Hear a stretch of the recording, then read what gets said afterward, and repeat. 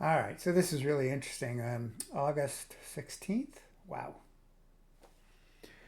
I did it once, did the video, and at the end I messed up on the recording, so now I have to try to do it again. Maybe I'll just release the first one. My wife and I were walking this morning, and it's always funny because she say you're going to do another video, and I don't think about it. I can't make videos. They just kind of percolate out, and once they pop, and I have to do them immediately, or they kind of go away. Which I'm going to bring up in a second. The whole idea of letting things just dissolve into Brahman, as they say. Brahman being a definition of pure consciousness, God. And but this was absolutely hilarious, and it describes some of the years of trying to figure things out. And before we even start on that, there is a huge difference between thinking about it and knowing. And I just want to let go of the thinking about it. That's not what I do. But anyway, we all just keep learning. And as you know, I'll pull this down here so I don't have to look straight up. This really has to do with how we should rejoice at the paths and the numerous paths to self-realization and enlightenment. And it occurred to me this morning, which kind of how this all got prompted. I was looking up something, and I'm going to kind of go through how that went this morning. And I just had to laugh because maybe 30 years ago I would have really liked these ideas and concepts, and now I just kind of laugh because it's not my path. And but it may have been 30 years ago, and so we kind of move around. And who was it that talked about? Well, let me just pull this up just so we have this here. In the Gita, Bhagavad Gita, the Bible of India, it talks about these basic four paths. And as a quick reminder, Bhakti Yoga is the path of devotion and love, very much Sri Ramakrishna of the 1800s. Lord Jesus, it would be a path of devotion and love. And as I've mentioned earlier in other videos, I've really come to embrace that. And per Sri Ramakrishna, it's the easiest. I would actually, he didn't say these words, but the most lovely path. It's just beautiful. Karma Yoga, the path of action, the idea that you can gain safe realization while by doing work. It's extraordinary. And that's really taken up in the first few chapters of the Bhagavad Gita. Jnana Yoga, the path of knowledge, which is really how I started in my path 50 years ago, thinking that was it. And it's so beautiful how Ramakrishna describes that as a much more challenging path, and how ego gets in the way. How that works, I think he described, but it was very clear to me that you think you're something because you know. And that becomes then the obstacle, because ego is the basic obstacle. Let go of the ego sense and you can actually go free. So, boy, is that ever real to me. And I never brought up that fourth one, Raja Yoga. In fact, I even mentioned on some of my videos, I don't know. And it kind of occurred to me this morning what that means. And, oh no, this can't be. Whoops. And so I think that's pretty interesting. Yeah, Raja Yoga. And that's the path of formal meditation. So I have some interesting little stories on this that I think are kind of funny. Yeah, I think for a long time I was trying to find the perfect path. And I think that's what trapped me in paths or a path. And I think was just a tremendous mistake. And maybe I'll describe that at the end. But yeah. So, yeah, I'm trying to think of the best way to lead into this. There are just so many paths, and we should absolutely rejoice in that. Because if you think about it, we're losing little s self and gaining self-realization, the bigger picture all consciousness, Brahman, whatever word you want to use for it.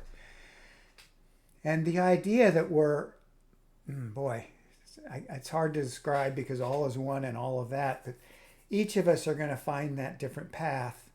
And that's what I described in my last two videos. And I just rejoice in that idea. And I had to laugh because this morning it kind of smacked me around and made me laugh at things that I would have loved. And now I just go, oh boy, I can't even understand. So let me just pull that up to illustrate it. First, I think I'll do it this way. All right, take this one off. Let me see if I can figure out how to make this work. All right, so yeah, there's that. There it is. So on my a couple videos ago, I brought up this great Swami, Sarva Priyananda, if I pronounce it correctly. Oh, there I am. I just pulled this up so you can see his name again. I just think this man is fabulous. And he's the Swami out of Vedanta, New York.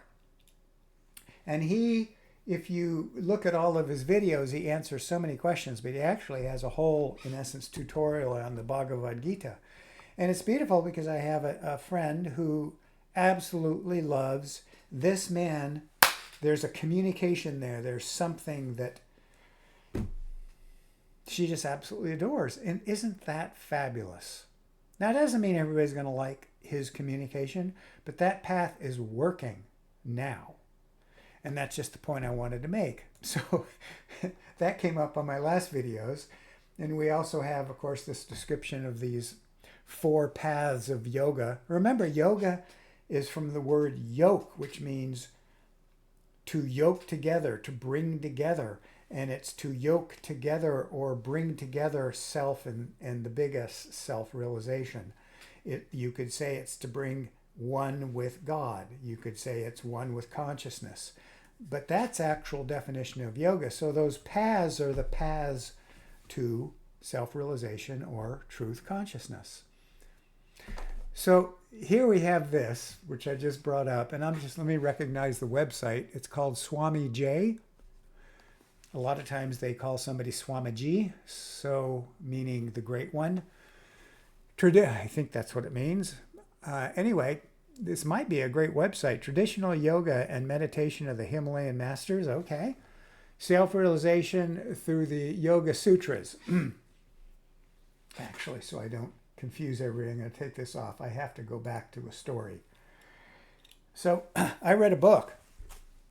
One of the books I got, because when I first got into these paths, I was still very connected to the path of knowledge. And the path of knowledge, being Jnana Yoga. And I have to admit, I had some ego attached to all that. So one of the books that I read, I'm going to do it this way, is by the great Swami Pravanananda and Christopher Isherwood. I've brought these guys up many, many times, and I believe it's that Sermon on the Mount book, the Bhagavad Gita, and many others are written by these two. Let me just put it up here so you can see it. Now this particular book, this is why I laugh. How to Know God. What is it? The Yoga Aphorisms of Patanjali. Why do I laugh? Well, I guess I read it. I thought I read it.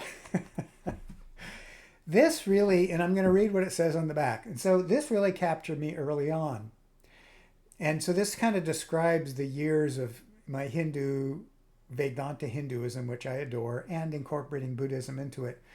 But this book, The Yoga Aphorisms of Patanjali, it's on the back, is a major work on the practice of yoga and meditation. So I just described yoga.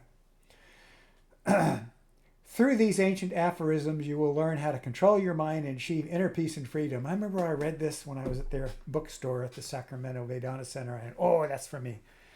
Although these messages were taught over 2,000 years ago, they are alive and effective today as they have ever been. This translation draws on the inspired commentary from Swami Pravanananda and Christopher Isherwood, who I adore. Now, I'm not laughing because I think this is not good or anything. I'm laughing because to kind of recognize over the last years how I went from path of knowledge to now how much I love the path of bhakti, of just being, well, I'm not even going to get into that. It's not the discussion here. And I just love it. I love knowledge too. And I believe that Swami that I showed earlier talks about how these work back and forth, bhakti yoga and knowledge. But this one, this particular book really dives in there. And it really describes how to let things go. Now, what do I think this is so beautiful? I think it's so beautiful because we should rejoice, absolutely rejoice in the fact that there are so many paths. And to give a little simple description, if you look up and Google mindfulness meditation, which I believe is often seen in Buddhism, but I do a lot of mindfulness meditation, and I've talked about it. Just being there, and one of the first times I read about it is that you just sit there and you maybe concentrate on something or focus on something, and maybe these thoughts come up or whatever, and you just let them go. Talk about simplicity. I like simplicity, not complexity. Another one, though, another path might use the words, let it dissolve into Brahman. Let it, Brahman being pure consciousness, God.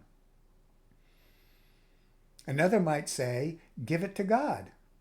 All these paths, to me, get back again to the same wonderful mantras or sayings, different words, same truth, many paths, same end, same consciousness, same God. I just think that's incredible. And anyway, why did this make me laugh? And I'm going to bring this up again because I just think it's pretty good stuff. This all started because I wanted to mention an obstacle. Now, one of my first videos was saying these were the obstacles I had to overcome in learning about Hinduism and Buddhism, and I still have them, just constantly learning. And it's just kind of funny, but this was a particular word that I read very early on, and I really liked it. And the word was burnt seed. And why did I like that? I was basically trying to understand how you can let something dissolve or go away in the mind, but you still have a memory of it. And they just said, well, that's called a burnt seed. It's just simple. It had power as part of your karma and in your mind, and it was doing things. And now it got resolved, and now it's called a burnt seed. I thought that was a beautiful description. It was a seed that could grow and do things before, but now it's burnt. I thought that was great. So I wanted to look that up and just find definitions, because I don't like talking about my thoughts. I like showing what the great saints and gurus, they're the ones. Everything, yeah. So is from the traditional yoga and meditation of the Himalayan masters. But anyway, I pulled this up and I just started laughing. I couldn't stop laughing because I couldn't read it. It was just too much. And instead of being kind of like pissy about that and, wow, why can't I understand all this? I laughed and went, well, this is not for me now. And I was so thankful that it exists, because somebody will find great benefit. And maybe 10 years ago I would have, maybe 30 years ago I would have, but right now it's not fully on my path. But I will show you some things here that I thought were really cool. And the reason I brought this up is right here, for example, in this little deal, they're talking about the seeds, the aspects of the mind. I didn't read it all, so I shouldn't say that's all it's dealing with, but eliminating those of mere potential. Once the colored thought patterns have been reduced to mere potential or seed form, those seeds are eliminated when the mind itself temporarily recedes back into the consciousness from which it arose. I get that.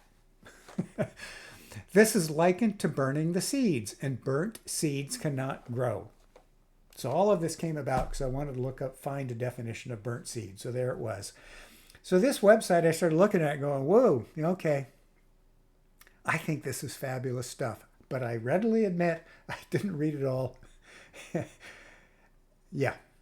So down here, for example, the process works somewhat like this. Stabilize the mind, weaken the gross colorings, bring the colorings to seed form, resolve the colorings back into the mind field. Cool. Dive in if you want. So I'm just saying, there it is. Just like I'm just presenting these great paths in the rejoice we have. I think I mentioned that this particular gentleman, he was one of the first swamis of a video that I watched. I don't even know how I found him. And he was the one that talked about the method of using black rocks to white rocks, and that your mind is like a filled full of black rocks and bad ideas and memories. And as we start meditating, they can percolate up and you got to let go of them and replace them with white rocks or good thoughts. And isn't that great then that somebody later on found this gentleman? He shows up at the various Vedanta centers throughout the country, and he has gone to Sacramento and spoken. But these are all just wonderful paths, and find what works for you. And that's the beautiful thing that I wanted to. This is what I was laughing about, that like this great book, I'm surprised I found it. I've and tried to read it, or thought I read it, or whatever you want to say. Yeah. By the way, there's a couple of little things I wanted to say on all this and all these paths. I like the idea that you have these little ideas, these little sayings that work, like let it dissolve into God, let it dissolve into Brahman, let go of it. And this particular Swami that I just showed you, he's got one that we just laugh and feel good about. When I say laugh, feel really good about. He just has a great line that I think about all the time, or I bring it up, and it's let it go, it's just Maya. Maya's the stuff. It's the mind, it's the physical universe, it's the stuff. And let's not get all attached to that. Let's live in Brahman, God, spirit. That's the whole goal, the whole self-realization path anyway. And I just love that line. And I also love cheap rate, so great. The idea that one of the other swamis said, and it's interesting, one little line and the impact it can have, but I haven't been to too many of the talks, but I walked in late on one of the swamis' talks at the Sacramento Center, and I thought it was really cool how he said, remember, or please, remember that you are only remembering who you really are. And that really took me, because we're not going someplace, we're simply remembering who we really are. It's all right here anyway. And I thought that was very powerful, and that one keeps popping up as just a beautiful truth. And it comes up more because it also answers as to how I got, in essence, sold. Yes, there is a goal of full self-realization, enlightenment, and all of that. But I don't know how that's going to play out, and I don't know. Let's put it this way. There were promises of what it's going to be. And I think because we already know who we are, we can get mesmerized. I'm just going to use that word. Instead of just joyfully, happily following our paths. God, I hope I said that okay. You see, we know who we really are anyway. And that's all we're really doing. Yeah. A lot of times I know when I'm, again, not talking about myself, but here I am going to talk about myself. I'll meditate and I'll go, wow, that's just so obvious. It just kind of like blurts out in front of you, and there it is, the truth. And who we really are is the truth. And so we should just be remembering who we are. And therein lies, to me, the power of bhakti yoga, or devotion, because if we simply continue to remember who we really are, and whether it's through devotion to God and what God represents, or love, like there's a sign on the freeway when I go to the temple and it's a Christian religion, it says God is love. Good, meditate on that. And the more we continue to meditate on that, the more we find out who we really are, the more we will encounter truth, knowledge, and yeah, infinite truth and knowledge. That's the word in India is Sat Chit Ananda, and that's Brahman, God, purity, infinite truth, existence, knowledge, bliss is what Sat Chit Ananda means. So I think that's a beautiful thing. Yeah.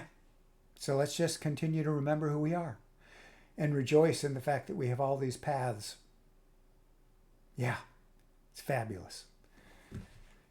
Okay,